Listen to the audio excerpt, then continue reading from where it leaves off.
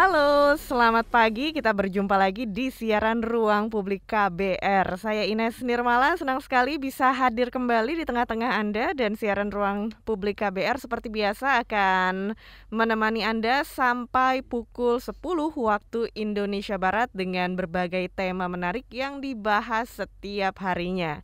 Di kesempatan hari ini, Kamis 21 Oktober 2021, kita membahas seputar sekolah tatap muka dan program vaksinasi.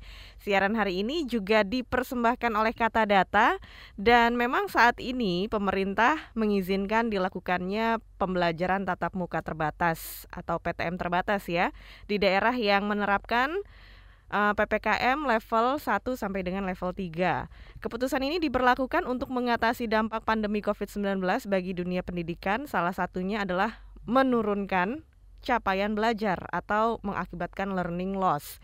Tentu saja kebijakan PTM terbatas ini tetap harus dilakukan dengan memprioritaskan keselamatan anak dan memastikan PTM aman bagi peserta didik, tenaga pendidik, dan seluruh pihak yang terlibat dalam PTM. Bagaimana kita mencermati kebijakan PTM terutama saat vaksinasi masih belum merata dan apa yang dapat dilakukan untuk memastikan bahwa PTM aman bagi semua pihak di sekolah. Ini yang akan kita perbincangkan di siaran Ruang Publik KBR yang bisa disimak di 100 radio jaringan KBR di seluruh Indonesia dan di Jakarta lewat 104,2 MS3 FM. Baik, sekarang langsung saja kita berkenalan dengan narasumber kita yang sudah terhubung secara online.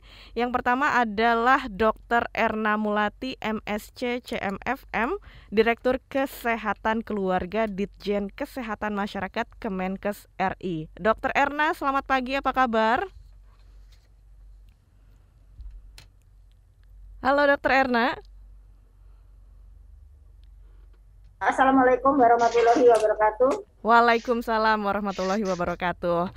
Senang sekali saya bisa berbincang-bincang dan pagi hari ini kita juga sudah terhubung dengan Dr. Andes Mulyasyah MM, Direktur SMP Ditjen PAUD Dikdasmen Kemendikbudristek RI. Selamat pagi Pak Mulyasyah, apa kabar? Selamat pagi, salam sehat semua. Assalamualaikum warahmatullahi wabarakatuh. Waalaikumsalam warahmatullahi wabarakatuh. Salam sehat semua untuk kita dan pagi hari ini kita akan membincangkan seputar sekolah tatap muka dan juga program vaksinasi. Yang pertama saya mau ke Bapak Dr. Andes Mulyasyah terlebih dahulu nih Pak. Ini kan tadi kita sudah menyebutkan bahwa pandemi COVID-19 mengakibatkan adanya learning loss. Nah, Bapak bisa jelaskan juga menurut catatan Kemendikbudristek apa saja dampak pandemi bagi dunia pendidikan? Ya, baik. Terima kasih. Selamat pagi para pendengar sekalian. Ada beberapa faktor yang mungkin akan terjadi yang berpotensi dalam menimbulkan dampak negatif yang berkepanjangan selama pandemi COVID-19 ini, khususnya pada jalur pendidikan. Angka putus sekolah ini bisa saja terjadi, di mana pada masa pandemi ini dengan adanya penutupan atau tidak terbukanya sekolah, anak-anak kita ada yang dipaksa, ada yang bersama-sama orang tua terpaksa membantu ekonomi masyarakat, ekonomi orang tua dengan bekerja. Nah, ini dikhawatirkan pekerjaan yang semestinya belum dimulai oleh anak-anak kita, tetapi karena dampak ekonomi keluarga, mereka terpaksa harus membantu, dan ini kita khawatirkan akan terjadi putus sekolah. Nah, yang selanjutnya terkait dengan putus sekolah ini juga ada persepsi dari sebagian orang tua bahwa mereka tidak melihat ada peran sekolah di dalam proses belajar mengajar selama pandemi ini. Toh belajarnya kan juga online, ngapain kalian pergi ke sekolah, kan kira-kira seperti itu. Nah, yang kedua, ini ada terjadi penurunan capaian pembelajaran. Ini yang kita khawatirkan. Ada kesenjangan antara substansi materi dengan kompetensi yang dimiliki oleh anak-anak kita dengan waktu 1,5 tahun ini, kesempatan kehilangan belajar itu. Dan ujungnya yang kita khawatirkan dari kehilangan kesempatan belajar ini adalah kekhawatiran kita akan terjadinya lost learning tadi. Iya. Nah, kemudian yang ketiga, kekhawatiran kita adalah akan terjadi pada level-level tertentu, kemungkinan ada kekerasan pada anak, karena di rumah orang tua stres, keluarga masyarakat juga stres dan seterusnya, sehingga bisa saja berakibatkan terjadinya kekerasan di dalam rumah tangga. Jadi 3 hal pokok inilah yang menjadi hal-hal yang perlu kita hindari selama pandemi COVID-19 ini. Baik, itu saja itu ya Pak dampak-dampak dari pandemi COVID-19 bagi dunia pendidikan. Nah, kalau melihat pembelajaran online Pak yang diselenggarakan selama pandemi COVID-19 ini bisa Bapak jelaskan juga seperti apa dampaknya pada pendidikan anak?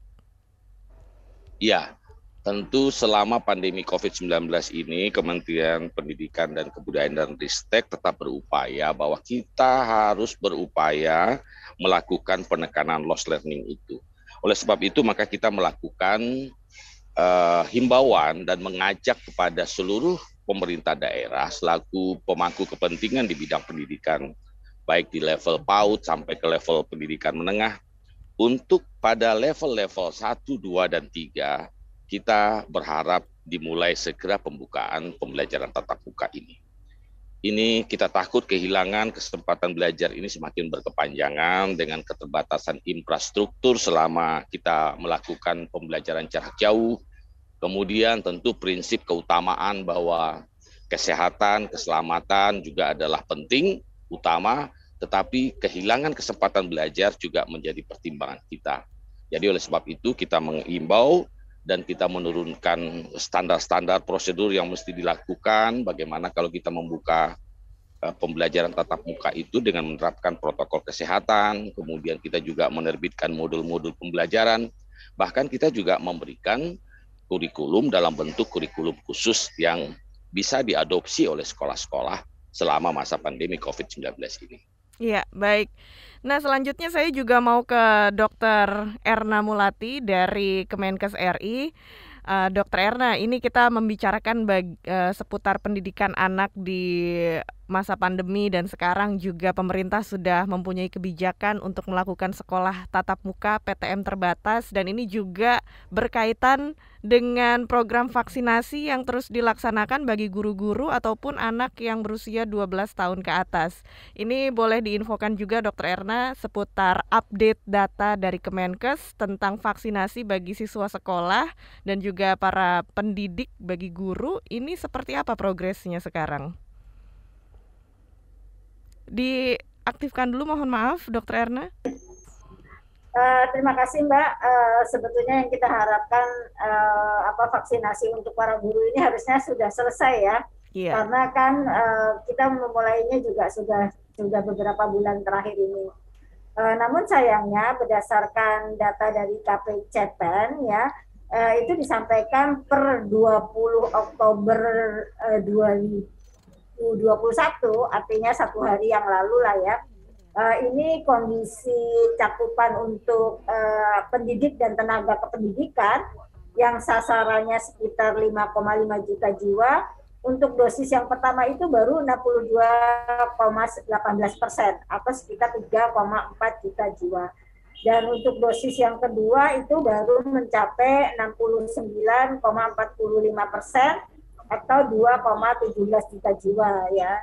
Ini yang kita data ya, mudah-mudahan nih Kemendikbud melalui jajarannya sampai di tingkat provinsi dan kabupaten kota dan juga tentunya di tingkat kecamatan bisa memfasilitasi para guru dan tenaga kependidikan yang belum divaksinasi agar semua mereka divaksinasi sehingga kita berharap bahwa cakupannya bisa menjadi 100% dalam waktu dekat.